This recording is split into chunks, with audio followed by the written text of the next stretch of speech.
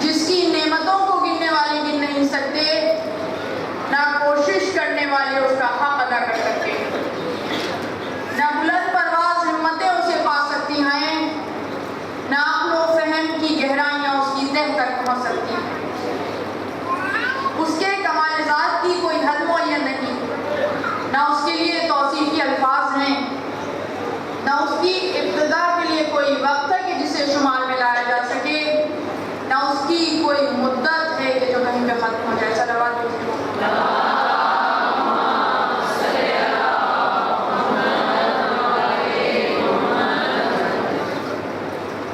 سرنامہ کلام میں سورہ روم کی 40ویں آیت کی تلاوت مسلسل کی جا رہی ہے، اور گفتگو آج اپنی 8ویں منزل میں داخل ہو گئی۔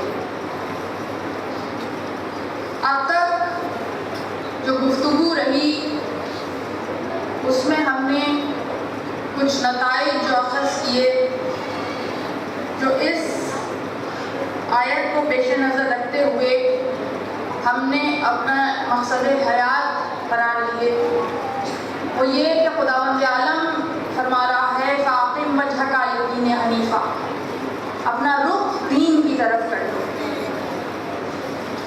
تو یہ وہ آیت ہے کہ جو ہمیں ڈائریکشن دے رہی ہے،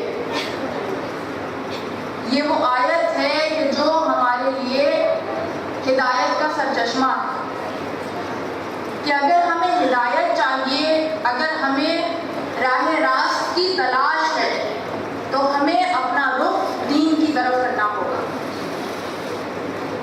اس لیے کہ اگر ہمارا رخ دین کی طرف نہیں ہے تو اس کے معنی یہ ہے کہ ہم بھٹکے ہوئے ہیں۔ تو جس کا رخ بھی دین کی طرف ہوگا تو وہ راہ حق پہ چلنے والا ہے، وہ اس دین پہ چلنے والا ہے کہ جسے خداوند عالم نے ہمارے لیے پسند فرمایا، جسے خداوند عالم نے ہماری فطرت کے مطابق خلق کیا۔ دیکھیے، یہ فطرت کے مطابق خلق کرنا ہی خداوند عالم کی رحمت کا منہ بولتا ثبوت ہے۔ اس لیے کہ وہ خداوند عالم جس نے اس دین کو خلق کیا اور جس نے ہماری فطرت کو خلق کیا، وہ قادر مطلق ہے، وہ قادر ہے۔ وہ چاہتا تو ہماری فطرت کے برخلاف بھی دین کو خلق کر سکتا تھا، اور ہم سے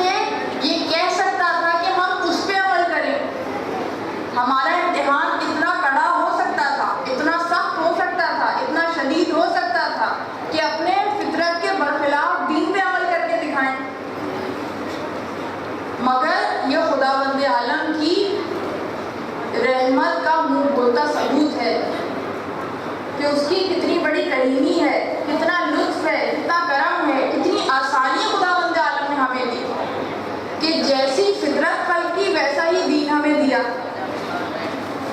تو اس دین پہ عمل کرنا زحمت نہیں رحمت ہے، اس لیے کہ اس دین پہ عمل کرنے سے خدا کو کوئی فائدہ حاصل نہیں ہوگا۔ اگر ہم اس دین پہ عمل پیرا ہو رہے ہیں تو ہم خداوند عالم کو کوئی فائدہ نہیں پہنچا رہے، اس لیے کہ وہ محتاج نہیں ہے ہمارے پیروی کرنے کا۔ اگر ہم اس دین پہ عمل کر رہے ہیں تو دراصل ہم خود کو فائدہ پہنچا رہے ہیں۔ اس دین پہ عمل کرنا ہمارے لیے فائدہ مند ہے۔ تو یہ دین ہدایت ہے، اور جب یہ دین ہدایت ہے تو اس دین کو پہنچانے کے لیے خداوند عالم نے کچھ ایسے ہادی بھیجے، اس دین کی حفاظت کے لیے کچھ ایسے محافظ بھیجے کہ جن کی حفاظت کی وجہ سے یہ دین محفوظ رہ گیا۔ دیکھیے کتنی ساری شریعتیں آئیں، قرآن مجید سے پہلے 3 کتابیں نازل ہوئیں، باقی انبیاء شریعت لے کر آئے، اور صاحب شریعت پیغمبروں کے علاوہ بھی کل 1,24,000 انبیاء نازل کیے گئے انسانیت کی بشریت کی ہدایت کے لیے۔ ان انبیاء نے بھی انتہائی صحبتیں سہی، کتنی مصیبتیں جھیلی، کتنی مشکلات سہی، کتنے مشکل امتحان دیے۔ جتنے انبیاء ہیں ان کی جو مشکلات ہیں، صحبتیں کم نہیں ہیں۔ کئی 100 سال عمریں رہی ہیں انبیاء کی۔ حضرت نوح کی عمر 950 برس، حضرت ابراہیم کی عمر کتنی زیادہ، کتنی طویل، اتنی طویل عمریں، اور پوری عمر مشکلات اور مصیبتوں سے پر، امتحان سے پر۔ تو ساری زندگی امتحان دیتے رہے، مشکلات اٹھاتے رہے، کس لیے؟ اپنے دین کی بقا کے لیے، شریعت کی بقا کے لیے، اللہ کے نام کو قائم رکھنے کے لیے۔ تو مشکلوں انہوں نے بھی سہی، مگر ان کا دین ختم ہو گیا۔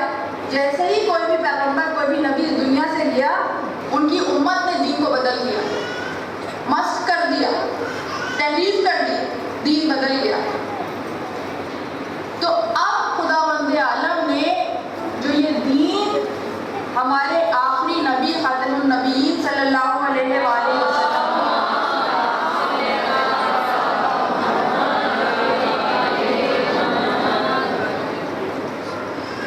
آخری نبی کو جو دین دیا، آخری نبی کو جو شریعت دی، جو اتمام نعمت، اتمام دین اس نبی پہ ہوا، تو اس دین کی بقا کی ضامن وہ امامت ہے، وہ سلسلہ امامت ہے کہ جس کی وجہ سے دین محفوظ رہ گیا۔ ورنہ تاریخ گواہ ہے، پوری عالم بشریت کی تاریخ گواہ ہے کہ ادھر پیغمبر دنیا سے گیا، ادھر نبی دنیا سے گیا، اور شریعت بدل دی گئی۔ اس نبی کی امت نے شریعت کو بدل دیا، مسخ کر دیا، تحریف کر دی، مگر خداوند عالم نے محمد کے دین کی بقا کے لیے، محمد کی شریعت کی بقا کے لیے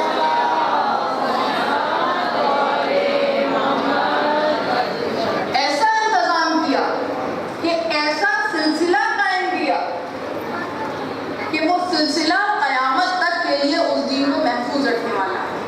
کچھ ایسے ہادی بھیجے کہ وہ ہادی جب تک اس دنیا میں رہیں گے اس دین کی اصلی شکل قائم رہے گی۔ اس دین کو ماننے والے چاہے کم ہوں، اس دین کو ماننے والے چاہے اقلیت میں ہوں، اس لیے کہ اقلیت ہی کامیاب ہوا کرتی ہے۔ قرآن کی روح سے اکثریت تو جاہل ہے، ناآشنا ہے، اس کو جانتی نہیں ہے، اکثریت خسارے میں ہے۔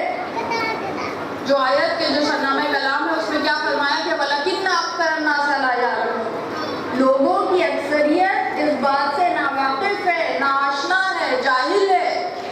تو اکثریت میں ناز جن لوگوں کو ہے، جو اکثریت میں ناز کیا کرتے ہیں، ان کے لیے قرآن کا یہ کھلا پیغام ہے۔ اور اس کے بعد سورہ عصر میں فرمایا کہ عصر کے وقت کی قسم انسان خسارے میں سوائے ان لوگوں کے، یعنی پھر سے اکثریت سے اقلیت کو الگ کر دیا، سوائے ان لوگوں کے کہ جو نماز کو قائم کرتے ہیں، ایمان لانے والے ہیں اور حق بات کی تلقین اور صبر کی تاکید کرنے والے ہیں۔ اور حق بات کی تلقین اور صبر کی تاکید کون کرتا ہوا نظر آتا ہے؟ صرف خاندان اہل بیت، جہاں ہر فرد حق بات کی تلقین کر رہا ہے، صبر کی تاکید کر رہا ہے۔ ایمان بہت سے لائے، ایمان کا دعویٰ لانا، ایمان کا دعویٰ بہت سو نے کیا، نمازیں بہت سو نے پڑھی، مگر یہ جو آخری حصہ ہے کہ صبر کی تلقین، صبر کی تاکید اور حق بات کی تلقین کرنا، یہ حصہ وہ ہے کہ جس کی عملی تفسیر اگر کسی نے کی ہے تو وہ فقط اور فقط اہل بیت کا گھرانا۔ تو یہ وہ ہادی ہے کہ پہلے سے لے کر 12ویں تک قرآن کی عملی تفسیر ہے، پہلے سے لے کر 12ویں تک قرآن کی حفاظت کرنے والے ہیں، پہلے سے لے کر 12ویں تک اس دین کے حفاظت کرنے والے ہیں۔ اور آج کی یہ مجلس خصوصیت کے ساتھ میں ان 3 ہستیوں کا تذکرہ کرنا چاہوں گی کہ جنہوں نے اپنے پورے وجود کے ساتھ، اپنی پوری زندگی کے ساتھ اس دین کی حفاظت کی، جن کا کام ہی دین کی حفاظت کرنا ہے، جن کا مقصد حیات ہی دین کی حفاظت کرنا ہے، جنہوں نے شمشیر کے ذریعے سے بھی، اپنی زبان کے ذریعے سے بھی، اپنے کردار کے ذریعے سے بھی دین کی حفاظت کی، جن کا دنیا میں موجود رہنا ہی بقائے دین کا ضامن ہے۔ پہلی شخصیت کہ جو عالم اسلام کی بھی پہلی شخصیت ہے کہ جن کی تلوار وہ ہے کہ اگر علی کی تلوار نہ ہوتی تو دین کی ترویج ناممکن تھی، اگر علی کی تلوار نہ ہوتی تو اسلام کی فتح ناممکن تھی، اگر علی کی تلوار نہ ہوتی تو محمد کی حفاظت ناممکن تھی۔ تو علی وہ ہیں کہ جن کی زندگی سرتاپا حفاظت اسلام، جن کی زندگی شروع سے لے کر آخر تک ایک ایک لمحہ اگر بسر ہوا ہے تو دین کی بقا میں خطرے۔ اور دوسرے وہ کہ یہی علمداری کس کو سونپ کے گئے؟ عباس علمدار کو، دوسری وہ شخصیت۔ اور تیسری وہ شخصیت کہ جو آج بھی اس دنیا میں موجود ہے اور دین کی بقا کی ضامن ہے،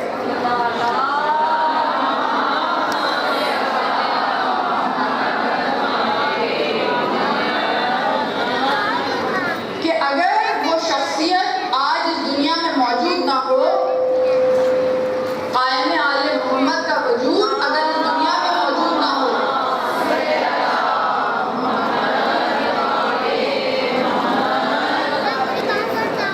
تو یہ دنیا باقی نہیں رہ سکتی۔ کل کی گفتگو سے میں نے متصل کر دیا اپنے سلسلے گفتگو کو۔ کل ہم نے آیت دیکھی کہ خداوند عالم نے کہا کہ محمد جب تک تم اس دنیا میں موجود ہو ہم عذاب کو نازل نہیں کریں گے، یا استغفار قائم رہے۔ تو یا تو کوئی محمد آج بھی اس دنیا میں موجود ہے کہ جس نے عذاب کو روکا ہوا ہے، یا کسی کے استغفار نے عذاب کو روکا ہوا ہے، اور یہ دعویٰ فقط وہی کر سکتا ہے کہ یا تو وہ محمد ہو یا محمد جیسا ہو۔ تو یہ وہ قائم آل محمد کا وجود ہے کہ جو ضامن ہے کہ دین کی حفاظت کا، جو ضامن ہے لا الہ الا اللہ کو قائم رکھنے کا۔ تو دیکھیے یہ دین کی بقا کے ضامن ہے۔ اور وہ بیٹا ہی کیا کہ جس کی بات باپ کے جملے سے ثابت نہ ہو سکے کہ جنگ صفین میں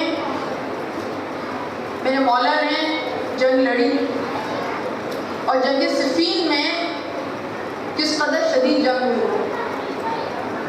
اور جب جنگ کا اختتام ہوا مولا نے تلوار چلائی، جنگ کا اختتام ہوا، ساتھ ہی مولا کے وہ دستے راست وہ غمگسار مالک ابن اشتر جو مولا کے دستے راست ہیں، دائیں بازو کی حیثیت رکھتے ہیں، انہوں نے بھی مولا کے ہم رکاب جنگ لڑی، اور جب لڑائی ختم ہوئی تو لڑائی کے اختتام پہ جب کشتے گنے گئے، یہ دیکھا گیا کہ بھئی کس نے کتنے مارے، جب کشتے گنے گئے تو جتنے مولا نے مارے مالک ابن اشتر نے اس سے ایک کم مارا، اس سے ایک کم مارا۔ کتنا وفادار صحابی ہے، کتنا بہادر صحابی ہے یہ علی کا۔ اب جب وہ کشتے گنے گئے اور مالک ابن اشتر کا فقط ایک کشتہ کم، ایک کافر کم مارا ہے، تو اب مالک ابن اشتر کے دل میں ناز پیدا کہ میں اپنے مولا کے قریب ہو گیا، میں اپنے مولا کے قریب ہو گیا، تو دل میں ناز پیدا ہوا۔ زبان سے کچھ نہیں کہا مالک ابن اشتر نے، دل میں بس خیال پیدا ہوا۔ تو میرے مولا نے فرمایا کہ مالک، جب تم تلوار چلا رہے تھے، جب تم کافروں کو مار رہے تھے، تو کیا تم نے ان کافروں کے پشتوں اور سلبوں کو دیکھ کے تلوار چلائی؟ تم نے ان کافروں کے پشتوں اور سلبوں کو دیکھ کر وار کیا؟ تو مالک نے کہا کہ مولا یہ کیسے ممکن ہے کہ میں پشتوں کو دیکھتا، سلبوں کو دیکھتا اور پھر مارتا؟ میرے تو جو سامنے آتا گیا میں مارتا گیا، تلوار چلاتا گیا۔ تو اس وقت مولا نے کہا کہ مالک، میری تلوار کے سامنے جو آیا میں نے اس کی 70 پشتوں تک دیکھا، میری تلوار کے سامنے جو آیا میری تلوار نے 70 پشتوں تک دیکھا۔ دونوں جملے موجود ہیں تاریخ میں نے 70 پشتوں تک دیکھا، میری تلوار نے 70 پشتوں تک دیکھا، دونوں جملے موجود ہیں۔ میرے سامنے جو کافر آیا میں نے اس کی 70 پشتوں تک دیکھا، اگر اس کی 70ویں پشت میں بھی ایک مومن تھا تو میں نے تلوار کو ہٹا دیا۔ 70ویں پشت میں بھی اگر ایک مومن تھا تو میں نے تلوار کو ہٹا لیا، اسے مارا نہیں۔ 70ویں پشت تک، یعنی اگر 70ویں پشت میں مومن تھا تو اس کا مطلب 69 کافر تھے، تو ایک مومن کے لیے علی نے 69 کافر برداشت کر لیے۔ علی کی نظر میں کتنا قیمتی ہے مومن، کتنا قیمتی ہے مومن کہ ایک مومن کے سلب کے لیے، ایک مومن کی پشت کے لیے 69 کافر برداشت کر لیے۔ تو میں نے 70 پشت تک دیکھا، اگر ایک مومن بھی تھا تو میں نے تلوار کو ہٹا لیا، ذوالفقار کو ہٹا لیا۔ تو اب آپ سمجھیے فلسفہ غیبت کو کہ وہ بار بار کیوں منتظر ہے، وہ بار بار کیوں نہیں آ رہا، ذوالفقار کو نیام سے کیوں نہیں نکال رہا؟ اس لیے کہ انتظار اس بات کا ہے کہ کافر سلبوں سے، کافر پشتوں سے مومن باہر آ جائیں، مومن باہر آ جائیں۔ جب سارے مومن آ چکیں گے اور کوئی مومن باقی نہیں بچے گا، جب بانجھ ہو جائیں گی ارحام اور ختم ہو جائیں گے اسلاف، تو اس وقت ذوالفقار نیام سے نکالے گا، وہ بار بار اس وقت نکالے گا۔ تو وہ منتظر ہیں مومنین کے آ جانے کے، ان کا انتظار کچھ اور ہے، ہمارا انتظار کچھ اور ہے۔ ہم ان کے منتظر ہیں، وہ بھی منتظر ہیں، مگر وہ اس بات کے منتظر ہیں کہ سارے مومنین آ جائیں، کافر سلبوں سے مومن نکل آئیں۔ اس لیے کہ دیکھیے تمام مسالک میں ایک دو کی بات نہیں کروں، تمام مسالک میں جہاں کہیں بھی یہ حدیث موجود ہے کہ ہمارا مہدی ظہور کرے گا، جہاں کہیں بھی یہ حدیث موجود ہے تو وہاں ساتھ یہ بھی ہے کہ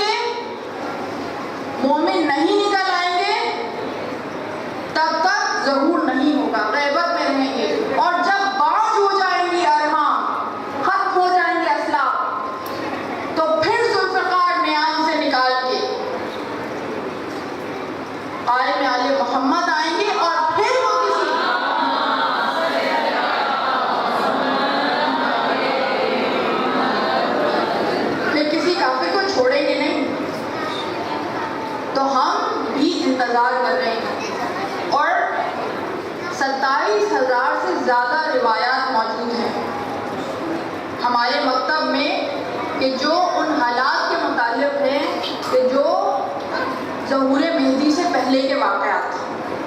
27,000 سے زیادہ روایات کہ کیا ہوگا ظہور مہدی سے پہلے, اس وقت میں کیا ہوگا, حالات کیسے ہوں گے, واقعات کیسے ہوں گے.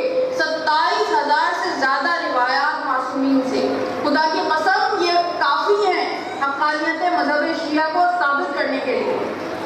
اور کیا بھول گئے, کوفے کے منبر سے علی نے کہا تھا کہ ہمارا مہدی اس وقت ظہور کرے گا. ایک وقت, ایک زمانہ وہ آنے والا ہے کہ جب فحاشہ و منکر عام ہو جائیں گے, نئی نئی بدکاریاں ایجاد ہو جائیں گی. اور ایک زمانہ وہ آنے والا ہے کہ جب لوگ اللہ کے لیے حج نہیں کریں گے بلکہ مالدار جائیں گے تفریح کی غرض سے, متوسط طبقے کے لوگ جائیں گے تجارت کی غرض سے, اور غریب لوگ جائیں گے مانگ کے کھانے کے لیے. تو دیکھیے 1000 برس پہلے علی ابن ابی طالب نے کہا تھا, آج ہو رہا ہے یا نہیں؟ اور خدا کی قسم یہ وہی کہہ سکتے ہیں. اور کہا کہ جب یہ وقت آئے گا تو وقت وہ ہوگا کہ جس کے بعد ہمارا 12واں ظہور کرے گا. اور یہ وہ زمانہ ہوگا کہ جب لوگ اپنی نمازوں کو ضائع کر دیں گے, لوگ اپنی نمازوں کو ضائع کر دیں گے, لوگ اللہ کا اتباع نہیں کریں گے, اپنے خواہش نفس کی پیروی کریں گے, خواہش نفس کی پیروی کریں گے. نئے نئے قہوے کے مشروب ایجاد ہو جائیں گے. آج دیکھیے کتنے ڈرنکس ہیں مارکیٹ میں, نئے نئے قہوے کے مشروب ایجاد ہو جائیں گے, نئے نئے پینے کی چیزیں ایجاد ہو جائیں گی. اور یہ وہ وقت ہوگا کہ جب لوگ بعد میں ماں کی اور باپ کی گالی دیا کریں. آج ہو رہا ہے یا نہیں؟ 1000 برس پہلے میرے مولا نے کہا تھا, ہم کل کی بات نہیں بتا سکتے.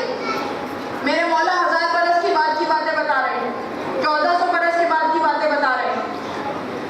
نئے نئے قہوے کے مشروب ایجاد ہو جائیں گے, لوگ بعد میں ماں کی اور باپ کی گالیاں دیا کریں گے. اور یہ وہ وقت ہوگا کہ جب لوگوں کی توجہ آسمانوں کی طرف ہوگی اور لوگ آسمانوں میں سفر کرنے لگیں گے. اور جب وہ وقت آئے کہ لوگ آسمانوں میں سفر کرنے لگے تو اس وقت اولاد بدتمیز ہو جائے گی, اولاد بدتمیز ہو جائے گی. اور یہ وہ وقت ہوگا کہ جب لوگ آسمانوں میں سفر کریں گے تو تم یہ دیکھو گے کہ 1 سال 1 مہینے کے برابر ہو جائے گا, 1 مہینہ 1 ہفتے کے برابر ہو جائے گا, اور 1 ہفتہ 1 دن کے برابر ہو جائے گا. آج کثرت اشغال نے ہمارے وقتوں پہ یہ پہرے لگائے ہیں یا نہیں؟ آج ہر دوسرا شخص یہ شکایت کرتا ہوا نظر آتا ہے کہ وقت کتنی تیزی سے گزر رہا ہے, وقت کتنی تیزی سے گزر رہا ہے. سال آیا اور چلا گیا, پتہ نہیں چلا. سال آتے جا رہے ہیں, جاتے جا رہے ہیں, محسوس نہیں ہو رہا, ایسا لگ رہا ہے کہ مہینے گزر رہے ہیں. تو میرے علی نے فرمایا تھا اور کہا کہ یہ وہ وقت ہوگا کہ جب رویت ہلال میں بڑے بڑے جھگڑے ہوں گے. کوئی کہے گا پہلی کا چاند ہے, کوئی کہے گا دوسری کا چاند ہے. جب رویت ہلال میں بڑے بڑے جھگڑے ہوں گے, کوئی کہے گا پہلی کا چاند ہے, کوئی کہے گا دوسری کا چاند ہے. آج کا سب سے اہم موضوع, پوری دنیا میں ہر جگہ یہ جھگڑے موجود ہیں, ہر ملک میں یہ جھگڑے موجود ہیں. اور علی نے 1400 برس پہلے کہہ دیا کہ یہ ہونے والا ہے. اور پھر فرماتے ہیں کہ یہ وہ وقت ہوگا کہ جب خواتین لباس میں ہوں گی مگر بے لباس ہوں گی. خواتین لباس میں ہوں گی مگر بے لباس ہوں گی. اور اس وقت جب مرد مسجدوں میں جایا کریں گے تو تیز گھومتے ہوئے پہیوں کی سواریوں پہ جایا کریں گے. اور اگر تم اس وقت میں زندہ رہو, دیکھیں پیغام مولا کا, نشانیاں بتا دی, پہچان لیجیے اس زمانے کو. اور پیغام مولا کا کیا ہے, اگر تم اس وقت میں زندہ رہو تو کوئی رات طہارت کے بغیر بسر نہ کر سکے. اس لیے کہ یہ وہ وقت ہوگا کہ جب تم کسی کی خبرگیری کرو گے صبح کو، اور جب شام کو معلوم کرو گے تو پتہ چلے گا کہ دفن ہو گیا۔ شام کو خبرگیری کرو گے تو صبح کو معلوم ہوگا کہ دفن ہو گیا۔ آج ہو رہا ہے یا نہیں؟ اور پھر میرے مولا فرماتے ہیں کہ میں نے تمہیں مستقبل کا حال بتا دیا، میں نے تمہیں واعظ کر دیا، میں نے تمہیں نصیحت کر دی۔ اگر تم نصیحت سننا چاہو، اور میں نے تمہیں مستقبل کا حال بتا دیا اگر تم سبق سیکھنا چاہو۔ تو دیکھیے کس قدر محکم باتیں کی ہیں میرے مولا نے، اور کیسی نشانیاں بتائی، کیسی نشانیاں، اور یہ وہ نشانیاں ہیں کہ جو تمام کی تمام پوری ہو چکی ہیں۔ اور یہ فقط چند باتیں ہیں جو میں نے آپ کے سامنے بیان کی۔ ابھی میں نے آپ کے سامنے عرض کیا 27,000 سے زیادہ روایات موجود ہیں، اور ان روایات کی روح سے جتنی زیادہ تر نشانیاں ہیں وہ تمام کی تمام پوری ہو چکی ہیں۔ صرف چند بڑی نشانیاں ہیں کہ جو صرف 6 مہینے کے اندر ظہور مہدی سے پہلے پوری ہوگی، صرف 6 مہینے کے اندر۔ تو دیکھیے ظہور کتنا قریب ہے، کتنا نزدیک ہے۔ ایک بہت بڑے مراجع انہوں نے ایک عالم کے ذریعے پاکستان کے شیعوں کو پیغام بھجوایا کہ ہمارا سلام کہنا تمام شیعان علی کو، اور اس کے بعد انہیں یہ بتانا کہ ظہور مہدی نزدیک تر ہے، نزدیک تر ہے۔ اور ایک ہمارے حال ہی کے جو عالم گزرے ہیں آیت اللہ بہجت، ان کی ایک ریکارڈنگ موجود ہے، آڈیو جو ابھی بھی انٹرنیٹ پہ موجود ہے، اور جس میں وہ خود گفتگو کر رہے ہیں۔ ان کی آواز میں نے خود سنی، ان کی آواز میں پہچانتی ہوں۔ انہوں نے اس ریکارڈنگ میں بتایا کہ انہوں نے اپنے ایک دوست سے ملاقات کی جنہوں نے امام زمانہ سے ملاقات کی۔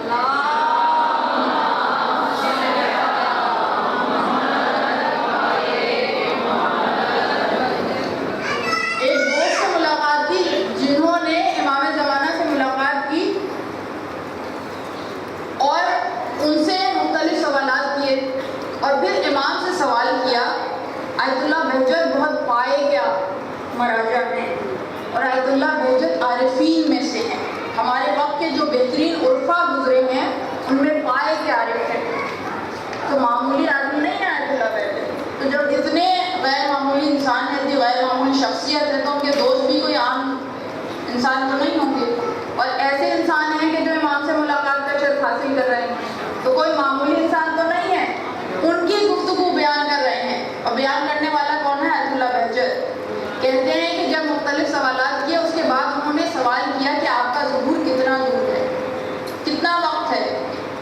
تو امام نے کہا کہ ہمارے ظہور میں زیادہ وقت نہیں ہے، جو تم سے زیادہ بزرگ لوگ ہیں، جو تم سے زیادہ بوڑھے لوگ ہیں، وہ بھی ہمارے ظہور کو پا لیں گے۔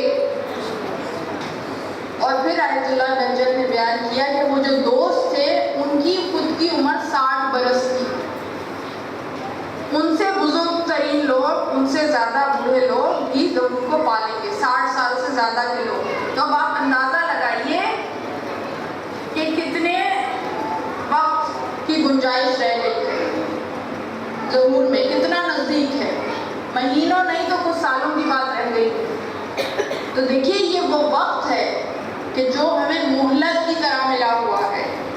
یہ مہلت ہے امتحان سے پہلے، یہ مہلت ہے، یہ خوش نصیبی ہے ہمارے لیے، اس لیے کہ ہمیں اس لیے انتظار کروایا جا رہا ہے تاکہ ہم یہ دیکھیں کہ ہم کتنے اچھے ہیں اور کتنے اچھے بن سکتے ہیں، اپنے کرداروں کو بہتر کر لیں۔ اس لیے کہ جو کچھ ہم نے کرنا ہے ظہور سے پہلے کرنا ہے۔ جس وقت ظہور کی نوید سنائی دے دے گی اس وقت جو ہم عمل کریں گے وہ اپنے پچھلے اعمال کے مطابق کریں گے، وہی آواز مہدی پہ لبیک کہے گا کہ جس کے اعمال ایسے ہوں گے کہ وہ ساری زندگی نصرت امام کرتا رہا ہو، تو وہ اس وقت خود بخود لبیک کہے گا، خود بخود اس جگہ پہ پہنچ جائے گا۔ لیکن اگر پیچھے ماضی تاریخ گزرا ہے تو پھر یہ امید